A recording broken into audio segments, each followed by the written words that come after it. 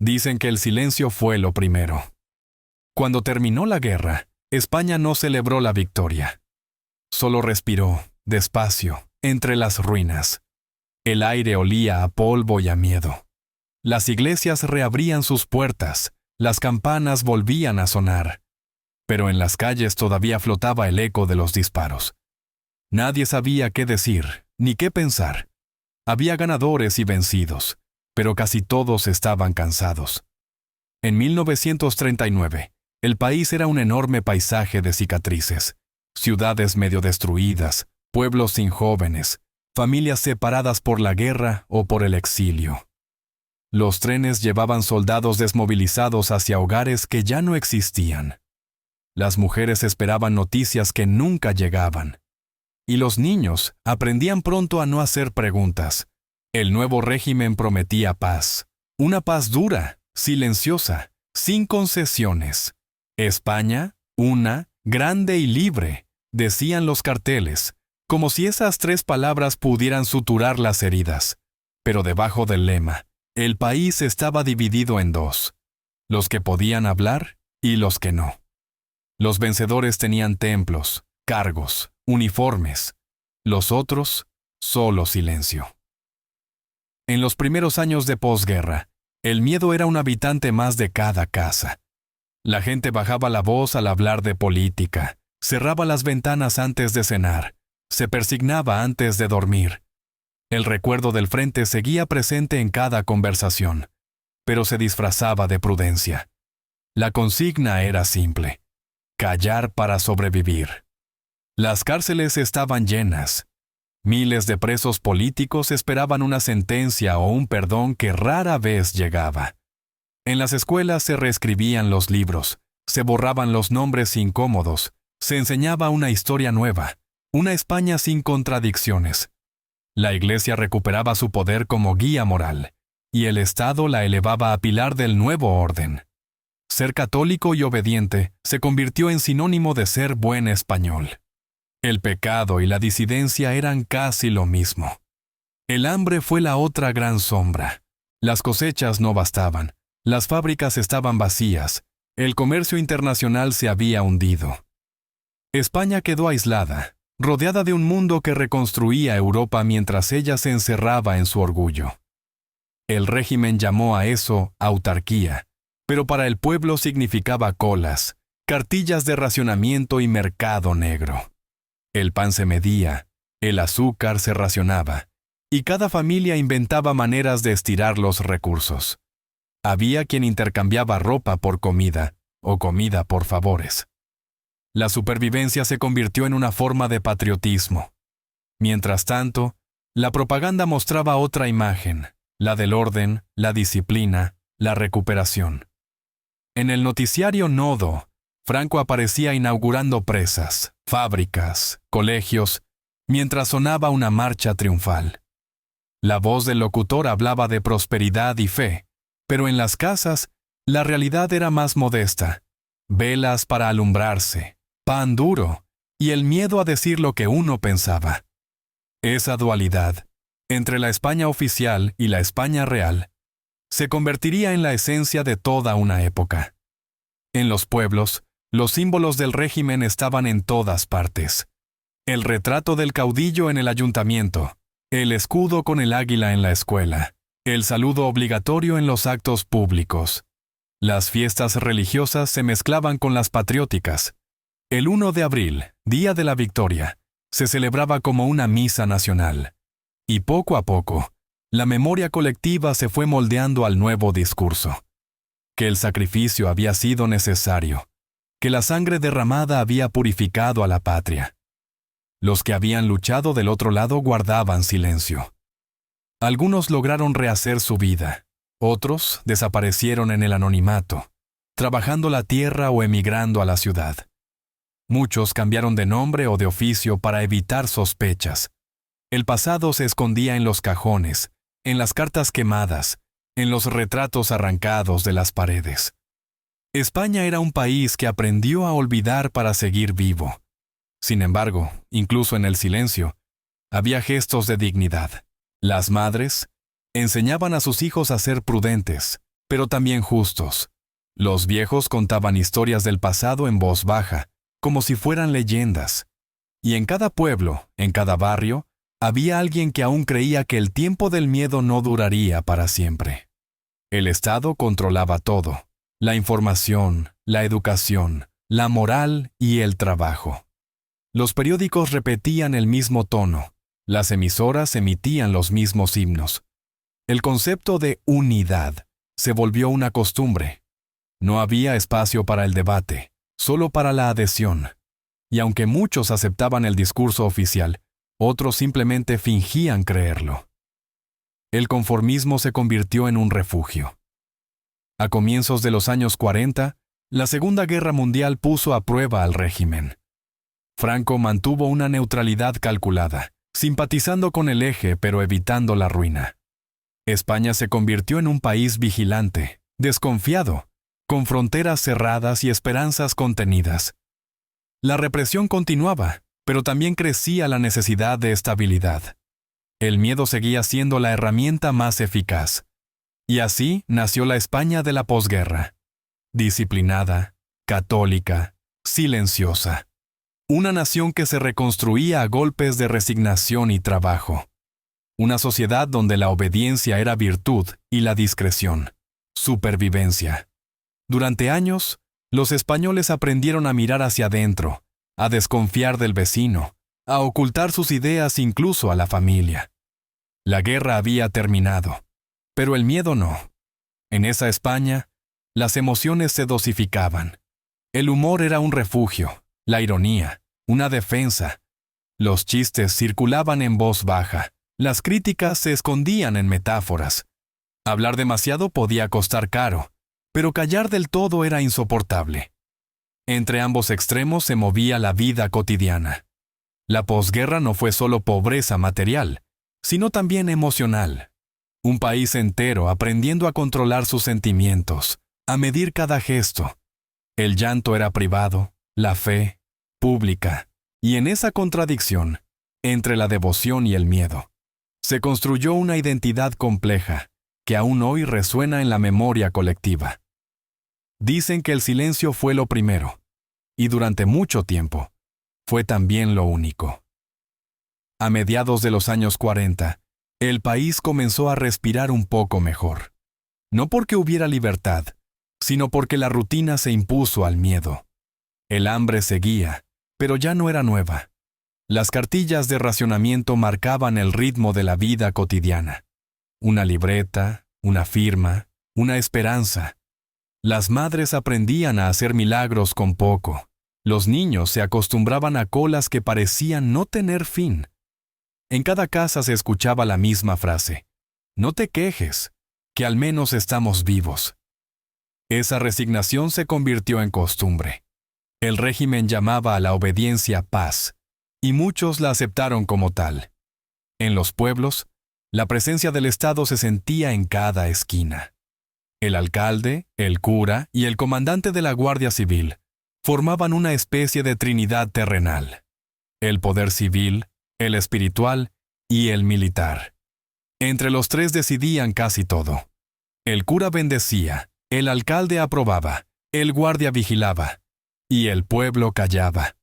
La Iglesia recuperó su papel de guía absoluta. La religión católica se convirtió en columna vertebral del régimen y en refugio moral para los ciudadanos. En las misas del domingo se rezaba por Franco, por España y por el alma de los caídos. La fe llenaba los vacíos que había dejado la guerra.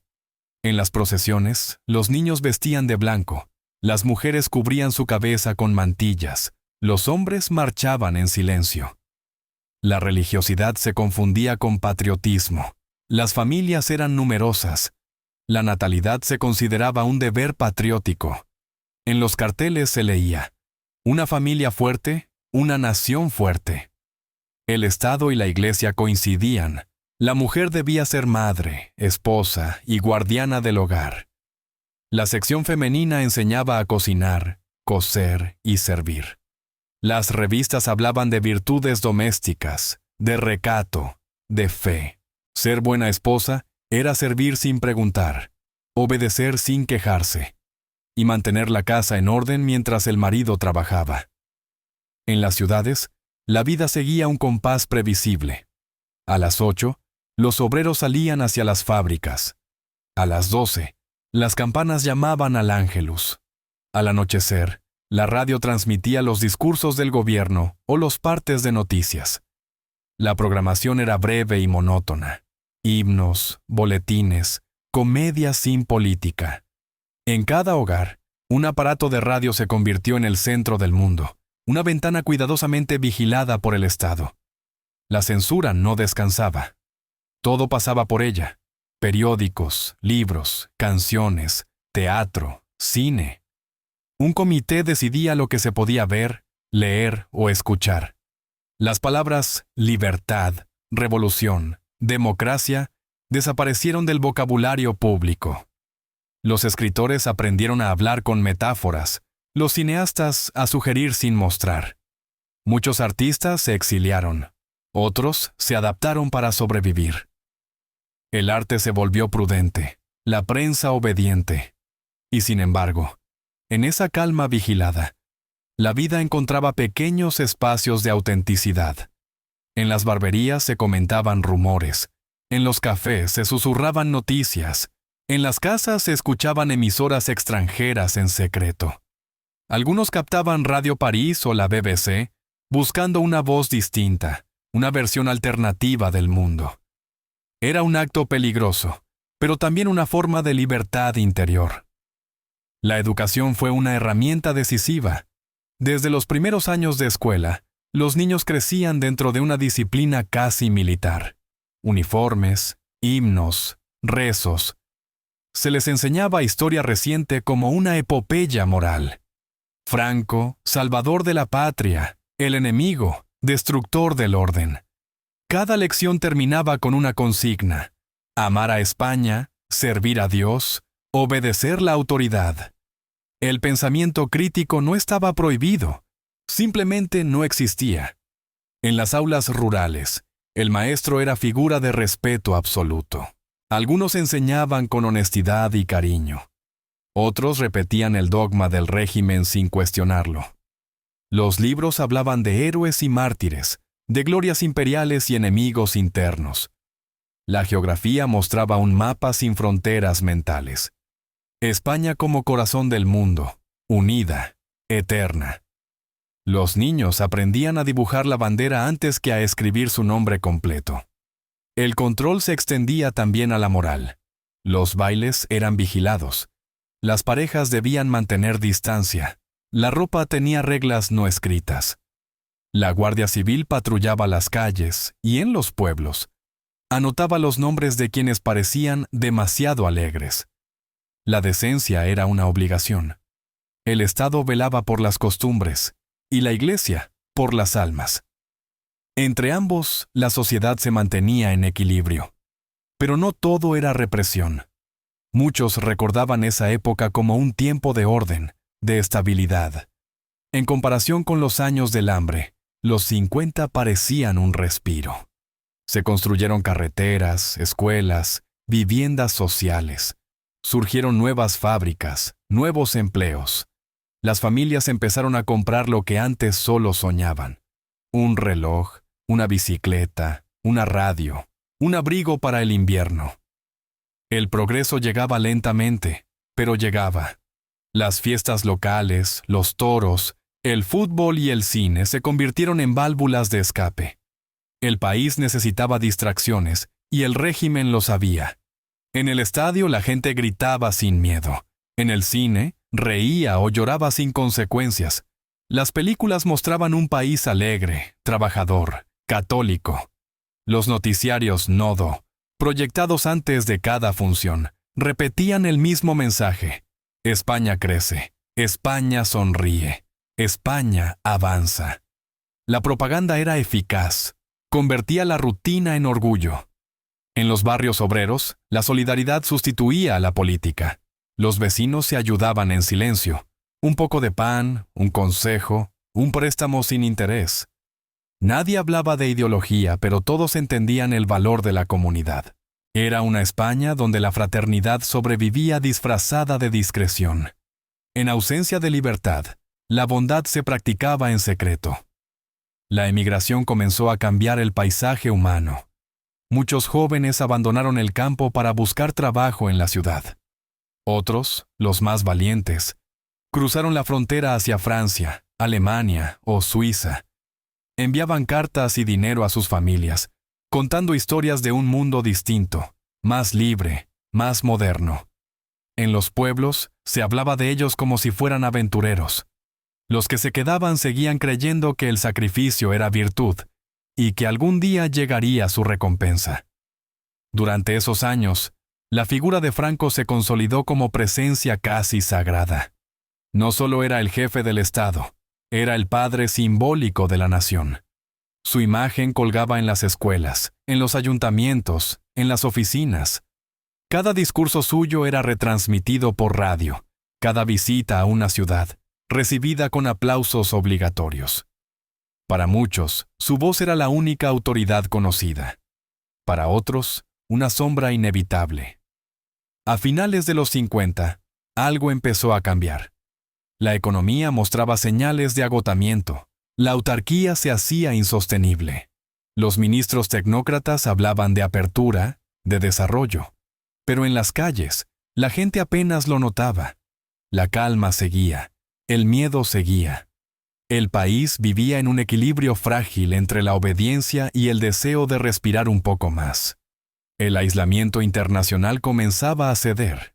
España firmó acuerdos con Estados Unidos, entró en la ONU, recibió inversiones extranjeras. La propaganda lo presentó como una victoria moral, el reconocimiento del mundo. En realidad, era el inicio de una lenta modernización. Pero en el fondo, la sociedad seguía siendo la misma, disciplinada, católica, silenciosa. Los años 40 y 50 fueron una larga pausa. Una pausa llena de rezos, de colas, de sermones, de obediencia. Los niños de entonces crecieron creyendo que esa calma era normal, que el orden era natural, que el miedo era parte de la vida. Y así, una generación entera aprendió a vivir en un país donde la estabilidad valía más que la verdad. Con el tiempo, esa calma se transformó en costumbre, y la costumbre en identidad. España se miraba al espejo y se veía a sí misma como un pueblo paciente, trabajador, resignado. Pero bajo la superficie, empezaban a moverse corrientes invisibles. Jóvenes que querían estudiar, mujeres que querían decidir, obreros que empezaban a organizarse en secreto. El futuro todavía estaba lejos, pero ya había comenzado a germinar. Era la calma antes del cambio. Una calma vigilada, serena en apariencia, pero sostenida por la mirada constante del poder. Una calma que no era paz, sino espera. Y en esa espera silenciosa, España siguió caminando. A comienzos de los años 50, el país seguía sumido en la austeridad. El hambre ya no mataba, pero marcaba el ritmo de los días. El olor del pan recién hecho era un lujo, la carne una promesa. Las madres, verdaderas administradoras de la supervivencia, sabían transformar lo poco en suficiente. En cada casa se guardaban los mendrugos de pan como si fueran tesoros. Las lentejas, las patatas, el aceite eran el centro de la economía doméstica. España vivía bajo el lema de la autarquía: producirlo todo dentro de sus fronteras, depender de nadie. Pero ese aislamiento económico se traducía en escasez, en fábricas paradas, en tierras agotadas. Las fronteras cerradas protegían al país del progreso. Mientras Europa reconstruía sus ciudades con ayuda americana, España miraba desde la distancia, orgullosa y empobrecida. El régimen, sin embargo, supo convertir la necesidad en virtud. La propaganda hablaba de sacrificio, de trabajo, de fe. El pueblo español, decían los noticiarios, era fuerte, laborioso, capaz de renacer de las cenizas. Las imágenes mostraban obreros sonrientes, campesinos agradecidos, madres que cocinaban con dignidad. Detrás de cada escena había jornadas interminables y salarios escasos. Pero el mensaje calaba. Trabajar era servir a la patria. En los campos, el esfuerzo seguía siendo físico, brutal. El tractor era un lujo, la azada, la herramienta diaria. Los hombres salían antes del amanecer. Las mujeres les seguían con la comida envuelta en pañuelos. La tierra, árida y terca, daba lo justo para sobrevivir. Las estaciones marcaban la esperanza: sembrar, esperar, recoger. El clima y el régimen tenían algo en común: ninguno admitía protestas. En las ciudades, la industrialización avanzaba a paso desigual. En Bilbao, Barcelona, Madrid y Valencia, se levantaban fábricas de acero, textiles, automóviles. Las chimeneas se convirtieron en símbolo de progreso. Miles de campesinos abandonaron el campo para trabajar en ellas. Las barriadas obreras crecían rápido, sin planificación: calles de tierra, casas de una habitación, familias numerosas. Pero para muchos, aquel traslado significaba ascenso social. Había trabajo, había futuro, había una ilusión nueva: pertenecer a la España moderna. Los hombres trabajaban 12 horas diarias, 6 días por semana. Los domingos, el descanso se confundía con la misa y la familia. Los sindicatos estaban prohibidos, pero el Estado creó los suyos, los sindicatos verticales, donde patrón y obrero debían colaborar por el bien común. En teoría, eran espacios de diálogo; en la práctica, instrumentos de control. Aún así, en los talleres y fábricas, la solidaridad obrera empezaba a tejer redes invisibles. Un préstamo compartido, un reparto de comida, una colecta discreta por un compañero despedido. La resistencia se expresaba en gestos pequeños, casi imperceptibles. Mientras tanto, la figura del trabajador se glorificaba en los discursos oficiales. Franco hablaba de los hombres que levantan España con sus manos, y las revistas mostraban fotografías de obreros sonrientes frente a máquinas relucientes. Pero la realidad era otra: condiciones duras, seguridad escasa, accidentes frecuentes. La palabra riesgo laboral aún no existía. Los heridos eran sustituidos, no protegidos. Cada obrero sabía que su vida valía menos que la producción del día. Sin embargo, algo cambió con el paso del tiempo. Los años 50 trajeron consigo una lenta apertura. El régimen buscaba estabilidad internacional, y la Guerra Fría ofreció una oportunidad. En 1953, España firmó acuerdos con Estados Unidos, bases militares a cambio de ayuda económica. Fue el principio del fin del aislamiento. Poco después, el país ingresó en la ONU. La propaganda lo presentó como un triunfo del caudillo, pero en realidad fue el primer paso hacia una nueva dependencia: la del capital extranjero. La ayuda americana no transformó de inmediato la vida cotidiana, pero sí abrió la puerta al cambio. Llegaron nuevos productos, nuevas ideas, nuevas aspiraciones. El transistor, el frigorífico, la Vespa, los primeros electrodomésticos. La sociedad descubría la comodidad, aunque fuera en dosis pequeñas. Las mujeres, encargadas del hogar, se convirtieron en gestoras del progreso. Compraban, organizaban, soñaban con una casa mejor. La economía doméstica fue el primer motor del consumo.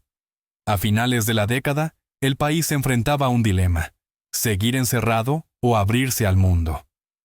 Los jóvenes ministros tecnócratas del Opus Dei convencieron a Franco de que era hora de modernizar la economía. En 1959 nació el Plan de Estabilización, un conjunto de reformas que liberalizó el comercio, redujo la inflación y atrajo inversión extranjera. El impacto fue inmediato. Los precios subieron, muchas empresas cerraron, pero el país empezó a moverse. Era doloroso, pero necesario. El sacrificio, una vez más, fue presentado como virtud. Los primeros años 60 trajeron una transformación visible. Las ciudades crecieron, el tráfico aumentó, las carreteras se llenaron de SEAT 600, el coche del pueblo. El turismo se convirtió en el nuevo oro. Millones de extranjeros llegaban atraídos por el sol y la hospitalidad barata. En la costa se construyeron hoteles y apartamentos. En el interior se encendió una chispa de orgullo. España empezaba a ser observada, visitada, comentada, y aunque el régimen pretendía controlar la imagen, el contacto con el exterior cambió a la gente. Los españoles descubrieron otras costumbres, otros acentos, otras libertades. Pero ese progreso tenía otra cara. Mientras unos se beneficiaban del crecimiento, otros se marchaban. La emigración masiva hacia Europa se convirtió en fenómeno nacional. Alemania, Francia, Suiza y Bélgica recibieron a cientos de miles de trabajadores españoles. Muchos partían en tren con una maleta de cartón, fotos de familia y una mezcla de miedo y esperanza. Trabajaban en fábricas, en minas, en la construcción. Dormían en barracones, aprendían palabras extranjeras, soñaban con volver. Sus remesas económicas sostuvieron a miles de familias y contribuyeron más al desarrollo del país que cualquier plan oficial. Para el régimen, los emigrantes eran símbolo de sacrificio y disciplina. Para las familias, eran ausencias. En los pueblos, se les esperaba cada Navidad con ansias. Las cartas llegaban con billetes dentro y promesas de regreso. Los niños crecían con padres lejos y madres fuertes. Esa generación de emigrantes representó la otra cara del milagro español, el precio humano del progreso. Dentro del país, la vida también cambiaba. Las ciudades adoptaron un ritmo distinto.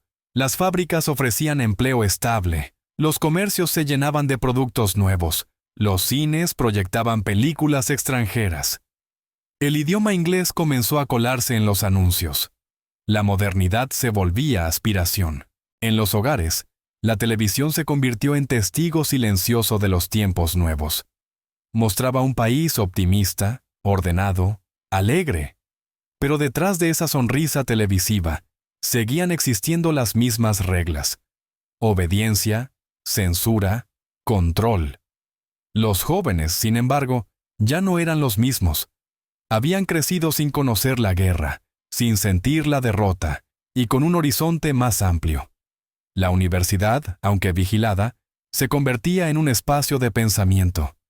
El contacto con Europa traía ideas nuevas, músicas nuevas, una nueva forma de mirar. El miedo seguía, pero ya no paralizaba. Comenzaba a transformarse en impaciencia. Durante siglos, España había vivido bajo el lema del sacrificio: trabajar, sufrir, resistir. Ahora, ese sacrificio empezaba a rendir frutos. Las familias obreras podían comprar un coche, veranear una semana, enviar a sus hijos a estudiar. La prosperidad no era general, pero era visible. Y con ella llegaba una pregunta: ¿por qué tanto esfuerzo no podía ir acompañado de libertad? El régimen respondía con más propaganda. La televisión mostraba a Franco inaugurando pantanos, autopistas, universidades. Las portadas hablaban de progreso, los noticiarios de unidad. El mensaje era claro. El bienestar era obra del caudillo, la gratitud, un deber. Pero en las casas, entre las conversaciones familiares, se empezaban a oír frases nuevas. Esto ya no es como antes. Las cosas están cambiando. Hay que mirar al futuro. Aquel futuro aún no tenía forma, pero se sentía en el aire. El país había cambiado más en 10 años que en las 4 décadas anteriores. La calma vigilada empezaba a resquebrajarse bajo el peso del deseo. El trabajo, el esfuerzo y el sacrificio habían construido una España distinta, más joven, más urbana, más consciente. Y aunque el miedo seguía presente, ya no era absoluto. Porque cuando un pueblo aprende a trabajar con esperanza, también aprende, sin saberlo, a soñar. Y los sueños, incluso en silencio, terminan por abrir las puertas del tiempo. España de los años 50 era ante todo un país moral. Eso decía el régimen y lo repetían los púlpitos, las escuelas y los periódicos. La virtud se medía en silencio, modestia y fe. El pecado tenía muchos nombres, y la obediencia, solo uno: patriotismo. La vida cotidiana estaba envuelta en una red de normas que regulaban desde la ropa hasta los pensamientos. El cuerpo, la palabra y el deseo estaban bajo vigilancia. Y la Iglesia, convertida en pilar del Estado, bendecía esa vigilancia como una forma de salvación. El nacionalcatolicismo era más que una ideología. Era una forma de vida. La misa dominical era obligatoria, el matrimonio indisoluble, la educación religiosa, universal. La moral pública y la moral privada se confundían. El confesor tenía más poder que el juez, la conciencia más peso que la ley. Los sermones del domingo hablaban de sacrificio, de castidad, de humildad, y los fieles escuchaban con respeto, pero también con resignación. No había alternativa. Creer era pertenecer. El Estado se presentaba como defensor de la tradición. En los manuales escolares se enseñaba que España había sido elegida por la providencia para guiar al mundo con su fe. Franco aparecía en los retratos junto al crucifijo y la bandera, símbolo de una alianza inseparable mesdu Dios y la patria. El lema, caudillo por la gracia de Dios, no era una metáfora, sino una declaración política. Cada ceremonia pública comenzaba con una oración, cada decisión importante con una bendición. En las escuelas, los maestros eran misioneros del nuevo orden. Los niños rezaban antes de cada clase, entonaban himnos patrióticos y aprendían a distinguir entre el bien y el mal, según las consignas del régimen. La historia se enseñaba como epopeya nacional. Los reyes católicos, la conquista de América, la cruzada contra los enemigos de España. Los nombres de los derrotados, de los exiliados o de los disidentes desaparecieron de los libros. El pasado se simplificó hasta convertirse en un relato moral, sin matices ni dudas. La obediencia era virtud, la duda, debilidad. Los exámenes no premiaban la reflexión, sino la repetición. Pensar por cuenta propia era peligroso, pero no hacía falta prohibirlo. Bastaba con no enseñarlo. Así, el silencio se convirtió también en método pedagógico. Una generación entera creció creyendo que callar era sinónimo de prudencia y que la disciplina era la forma más alta de inteligencia. La Iglesia extendía su influencia más allá de las aulas. Determinaba la moral sexual, la conducta social y la imagen de la familia. Los obispos participaban en los consejos del Estado, los sacerdotes en los tribunales locales. La confesión era un acto rutinario, casi administrativo. Las conciencias se regulaban igual que los precios o los permisos de trabajo. El pecado mortal podía ser tan banal como leer una novela peligrosa o bailar demasiado cerca en una verbena. Ser mujer en aquella España significaba habitar un mundo reducido pero rígido. La ley civil establecía que toda mujer casada debía obediencia al marido. Sin su permiso, no podía trabajar, abrir una cuenta bancaria ni viajar sola. El ideal femenino era el de la Virgen María, pura, abnegada, silenciosa. La sección femenina, dirigida por Pilar Primo de Rivera, enseñaba a las jóvenes a servir a Dios a través del hogar. Los cursos incluían cocina, costura, primeros auxilios y doctrina moral. Antes de casarse, las mujeres debían obtener un certificado de haber cumplido el servicio social, una especie de instrucción doméstica patriótica. La obediencia era un deber cívico tanto como espiritual. Aún así, muchas mujeres encontraron resquicios de autonomía. Algunas trabajaban como maestras, enfermeras o modistas. Otras mantenían a sus familias con pequeños negocios. Su independencia era silenciosa, pero real. El régimen las quería invisibles, pero su presencia sostenía la vida cotidiana. Cuidaban, alimentaban, enseñaban, resistían. Sin ellas, el país no habría funcionado. Los hombres, por su parte, debían representar la autoridad. Padres, jefes, soldados o sacerdotes. Cada uno tenía un papel definido en la jerarquía moral. El uniforme era símbolo de respeto, la disciplina, prueba de hombría. El servicio militar obligatorio formaba a los jóvenes en el espíritu de la obediencia, levantarse temprano, cumplir órdenes, no preguntar. Allí aprendían lo que el régimen consideraba valores esenciales: patriotismo, disciplina, virilidad. Al regresar a casa, muchos mantenían esos hábitos, convirtiendo la obediencia en costumbre familiar. El control moral se reforzaba con la censura cultural. El cine, el teatro y la literatura estaban sujetos a una revisión minuciosa. Una comisión leía los guiones, tachaba frases, prohibía escenas. Los besos en pantalla duraban segundos, los escotes, centímetros. Las historias debían terminar con un mensaje edificante: el mal castigado, la virtud recompensada.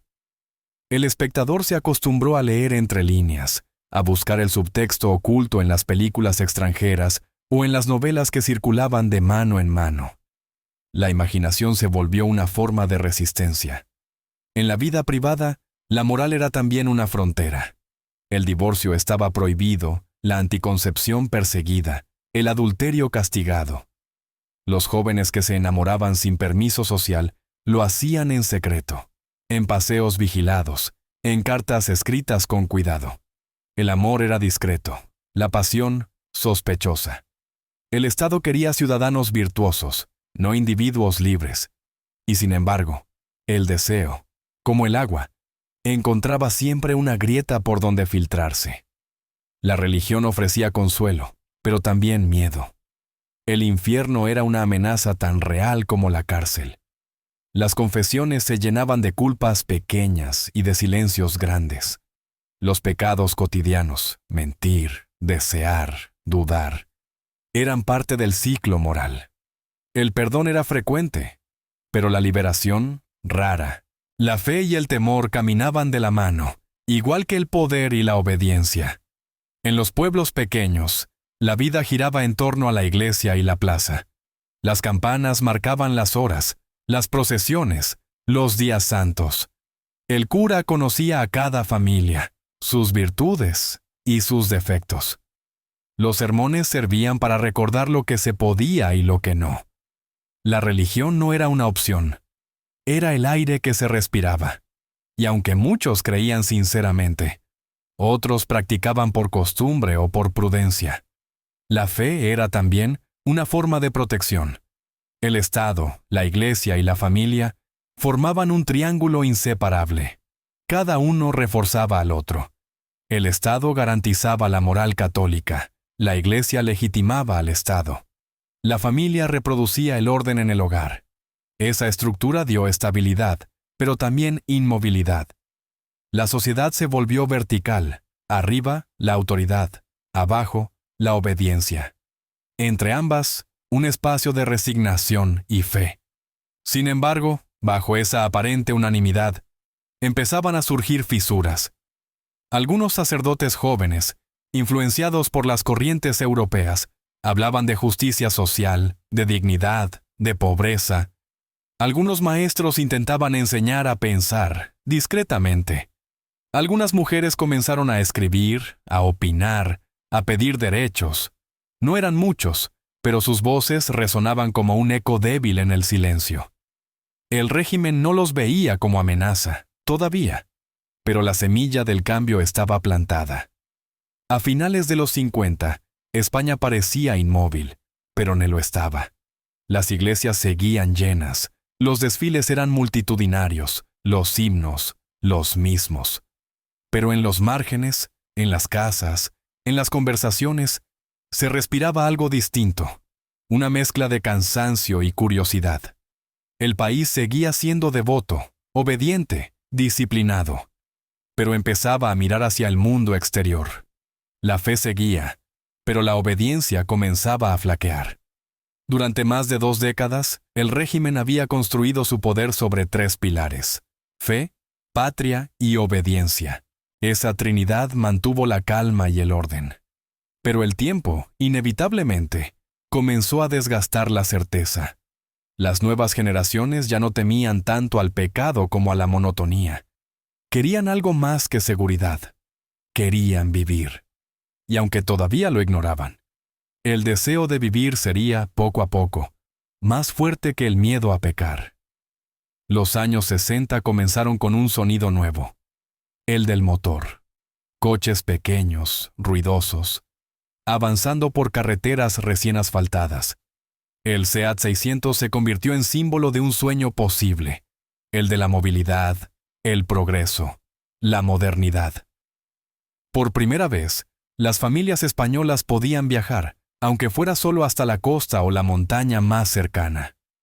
El horizonte, que durante décadas había sido estrecho, empezaba a abrirse. El país entero cambió de ritmo. Las fábricas trabajaban a pleno rendimiento, las ciudades crecían, las calles se llenaban de tiendas nuevas. El milagro económico español transformó la vida cotidiana. Los salarios aumentaron lentamente, los productos importados comenzaron a aparecer en los escaparates, y el consumo se convirtió en signo de bienestar. El ahorro de los emigrantes, las inversiones extranjeras y el turismo impulsaron una prosperidad que nadie había previsto. El turismo fue, quizá, el fenómeno más visible.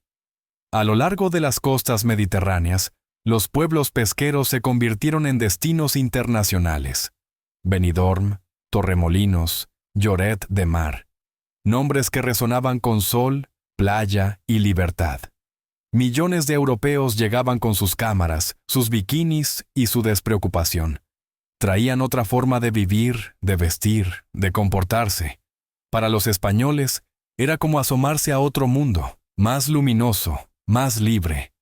El régimen lo toleraba, incluso lo promovía porque traía divisas, pero aquella apertura turística también abría grietas en el muro del aislamiento moral. El contacto con los extranjeros cambió las costumbres. En las playas se mezclaban idiomas, modas y actitudes. Los jóvenes españoles observaban a los visitantes con fascinación. Parejas que se besaban en público, mujeres que conducían, hombres que hablaban sin miedo. Eran gestos simples, pero revolucionarios para una sociedad acostumbrada a la vigilancia y al recato. El contraste entre la libertad exterior y la rigidez interna se hizo evidente. Y aunque nadie lo decía en voz alta, muchos empezaron a preguntarse si esa libertad era tan peligrosa como les habían hecho creer. La televisión amplificó ese cambio. Aparecieron los primeros informativos modernos, los concursos, las series. Los hogares se reunían cada noche frente a la pantalla para ver un país imaginario, limpio, alegre, moderno. Las familias posaban ante el aparato como ante un altar del progreso.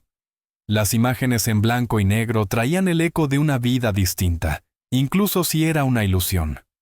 La televisión enseñaba cómo debía verse España, y sin querer, mostraba también cómo quería verse. La juventud creció con esa contradicción. Por un lado, los valores de siempre, familia, religión, disciplina. Por otro, un mundo en movimiento, música nueva, cine extranjero, ideas que cruzaban las fronteras en forma de canciones y películas. Los Beatles, el rock, el cine francés, los festivales europeos despertaron una curiosidad desconocida. Los jóvenes se peinaban distinto, vestían diferente, hablaban con un tono más libre. El régimen intentó adaptarse, organizar concursos musicales aptos, fomentar un ocio controlado, pero el cambio cultural era imparable. La juventud empezaba a reconocerse como una generación distinta, sin miedo, o al menos, con menos miedo. En las universidades, el silencio se quebró por primera vez. A mediados de los 60, surgieron las primeras protestas estudiantiles. No eran aún políticas, sino vitales. Pedían participación, mejores condiciones, apertura. Pero el régimen no toleraba el desacuerdo. La policía entraba en los campus, disolvía asambleas, detenía líderes. Aún así, el espíritu de rebeldía no se apagaba. Las paredes de las facultades comenzaron a llenarse de frases escritas en tiza, efímeras pero valientes. Era el preludio de algo que todavía no tenía nombre: el despertar de una conciencia. En los hogares, las relaciones también cambiaban. Las mujeres jóvenes, más instruidas y con acceso a trabajos administrativos, empezaban a cuestionar su papel tradicional.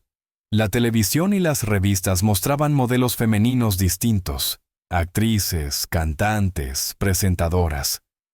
El ideal de la esposa sumisa comenzaba a desdibujarse.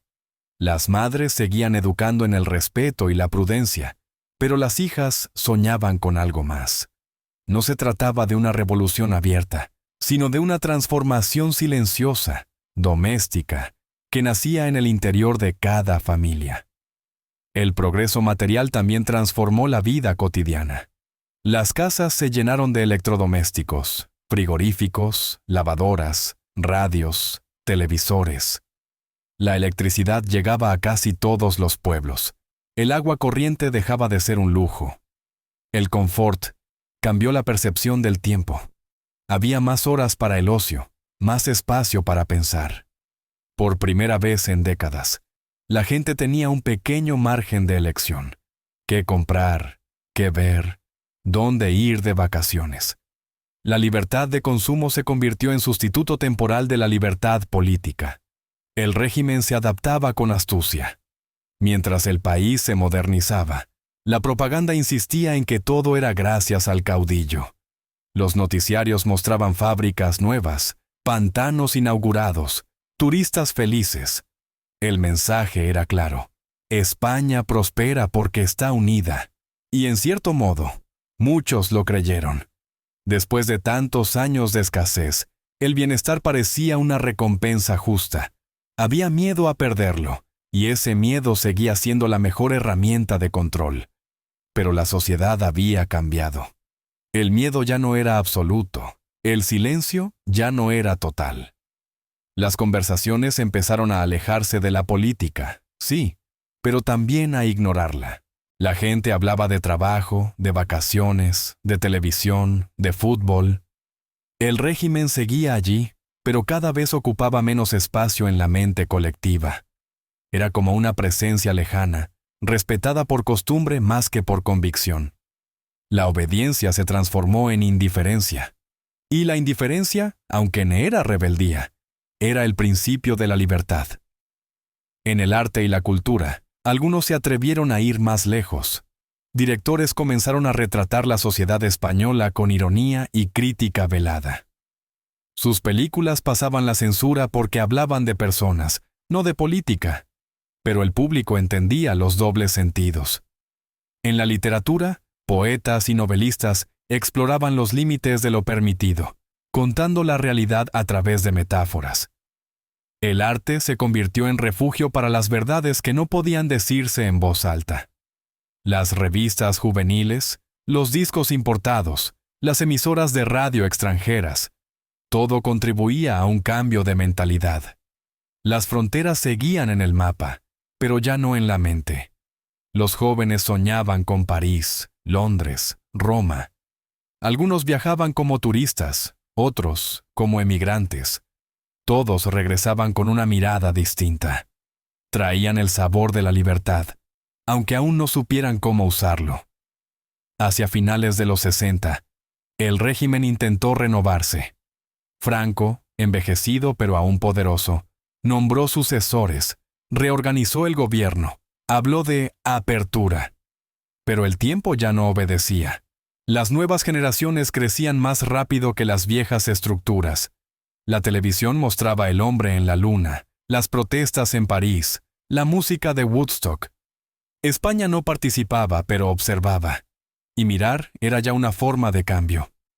En los pueblos, la vida seguía más lenta, pero incluso allí llegaban señales del nuevo mundo. Turistas, coches, modas. Los curas jóvenes hablaban de justicia social. Los maestros enseñaban sin miedo a la historia reciente. Los niños preguntaban más. El país que había aprendido a callar empezaba a escuchar. No era aún un despertar, pero sí el fin del sueño largo. El cambio era lento, casi imperceptible, como una marea que sube sin ruido. El régimen seguía de pie, sólido en apariencia, pero las bases comenzaban a erosionarse. Ya no era el miedo quien sostenía el orden, sino la costumbre. Y la costumbre, a diferencia del terror, se desvanece con el tiempo. España, la de los años 60, era un país dividido entre la nostalgia y la esperanza, entre quienes miraban al pasado con gratitud y quienes miraban al futuro con impaciencia. El caudillo seguía en los balcones, los himnos seguían sonando, las procesiones seguían llenas, pero en el fondo, el país era otro. El silencio ya no pesaba igual, el miedo ya no dominaba, y bajo la calma, latía el deseo de un mañana distinto. Los años 70 comenzaron con una paradoja. España era más moderna que nunca, pero su régimen, más viejo que siempre. Las autopistas, los coches, los turistas y los televisores mostraban un país que avanzaba. Sin embargo, el poder seguía anclado en los años 40. Franco, envejecido, aparecía cada vez menos en público. Su figura, otrora omnipresente, se volvió distante, casi simbólica. Seguía siendo el jefe del Estado, pero su voz sonaba como un eco de otro tiempo. La generación que no había vivido la guerra era ahora adulta. Sus padres habían aprendido a callar.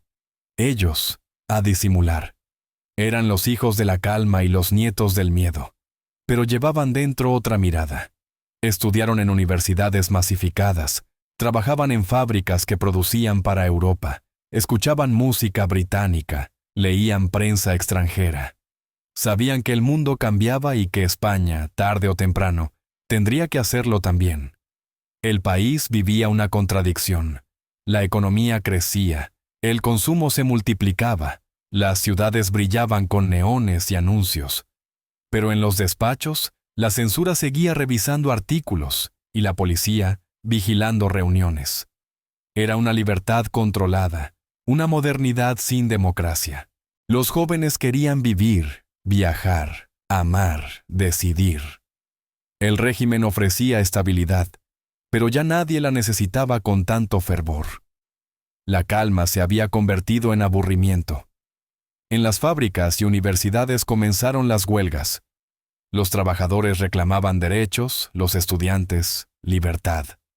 Las manifestaciones eran pequeñas, dispersas, pero crecían año tras año. El miedo seguía presente, pero había cambiado de bando.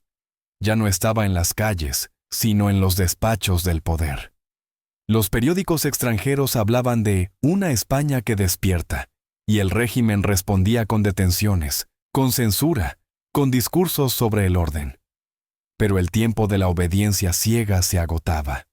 La Iglesia, que durante décadas había sido sostén del sistema, empezó a distanciarse. El Concilio Vaticano II había transformado su lenguaje. Hablaba ahora de justicia, de libertad, de derechos humanos. Muchos sacerdotes jóvenes se unieron a movimientos sociales, defendieron a los obreros, denunciaron abusos. Por primera vez, las homilías no repetían el discurso oficial, sino que lo cuestionaban. La fe seguía, pero ya no servía para justificar el miedo, sino para superarlo. En el arte y la cultura, el cambio fue más visible. El cine y la literatura abordaron temas antes prohibidos: la represión, el exilio, la sexualidad, la memoria. El público buscaba esas historias con avidez. El teatro independiente, la canción protesta, la prensa satírica se convirtieron en refugios de libertad. En los cafés se hablaba con más soltura. En las tertulias privadas se discutía de política, de historia, de futuro.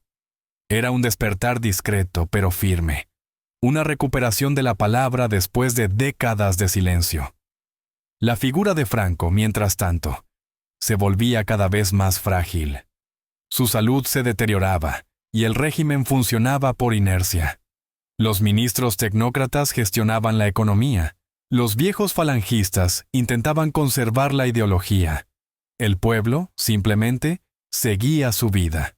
Muchos españoles no sabían imaginar un país sin Franco, pero tampoco lo temían ya. La historia se movía despacio, pero se movía. En 1973, un suceso sacudió el aparente equilibrio. El atentado que acabó con la vida del presidente Carrero Blanco, considerado heredero del caudillo, dejó claro que el poder ya no era invulnerable. Las imágenes de su coche destrozado en Madrid se difundieron en silencio, pero el impacto fue profundo. Por primera vez, la España del miedo comprendió que el régimen podía morir. Y esa idea, hasta entonces impensable, se instaló en la mente colectiva. Los últimos años fueron una mezcla de espera y de incertidumbre. Los movimientos obreros y estudiantiles se multiplicaban, la censura se relajaba, las emisoras extranjeras transmitían noticias sin filtro. La televisión mostraba una realidad contradictoria, un país moderno gobernado por un pasado que se resistía a desaparecer. En los barrios, los jóvenes hablaban de política con una naturalidad que habría sido impensable 20 años antes. Los viejos escuchaban, callaban y a veces sonreían. Sabían que el ciclo se acercaba a su fin. En noviembre de 1975, España se detuvo. Franco agonizaba en el Hospital de la Paz. Durante semanas, los noticiarios repitieron partes médicos y mensajes de lealtad. El país entero pareció contener la respiración. Cuando finalmente se anunció su muerte, el 20 de noviembre, el silencio fue absoluto. Un silencio que no era ya de miedo, sino de incredulidad. Después de casi 40 años, la historia se abría otra vez. El funeral fue solemne, multitudinario, ordenado. Las cámaras mostraban filas interminables de ciudadanos pasando ante el féretro. Algunos lloraban, otros simplemente miraban. Nadie sabía qué vendría después. La calma, por primera vez, no estaba vigilada. Era incertidumbre pura. El país, acostumbrado a obedecer, debía aprender a decidir. La transición que siguió no fue un milagro, sino un aprendizaje. España tuvo que reaprender a hablar, a debatir, a disentir sin destruirse. Durante un tiempo, la memoria del miedo siguió presente, en las conversaciones, en los gestos, en el tono de voz. Pero poco a poco, la costumbre del silencio fue desapareciendo.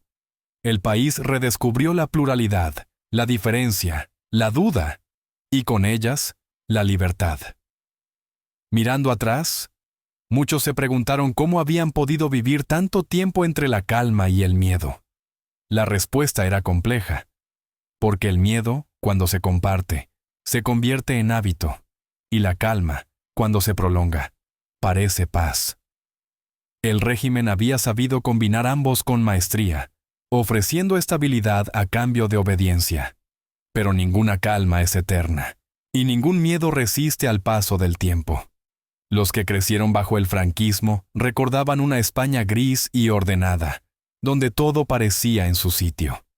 Pero también recordaban las risas clandestinas, las pequeñas desobediencias, las esperanzas guardadas.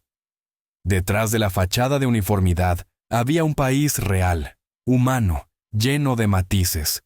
Un país que supo sobrevivir sin romperse, que resistió sin odiar, que esperó sin perderse. El despertar no fue ruidoso. No hubo gritos ni fuegos artificiales. Fue un suspiro largo, una exhalación colectiva. El país abrió los ojos y descubrió que el miedo se había ido sin despedirse. La calma seguía, pero ya no era impuesta. Era la calma del que respira por primera vez permiso. Así terminó una época y comenzó otra. La España que había aprendido a callar empezó a hablar. Y en cada palabra, en cada gesto, en cada silencio recuperado, latía la memoria de aquellos que habían vivido entre la calma y el miedo,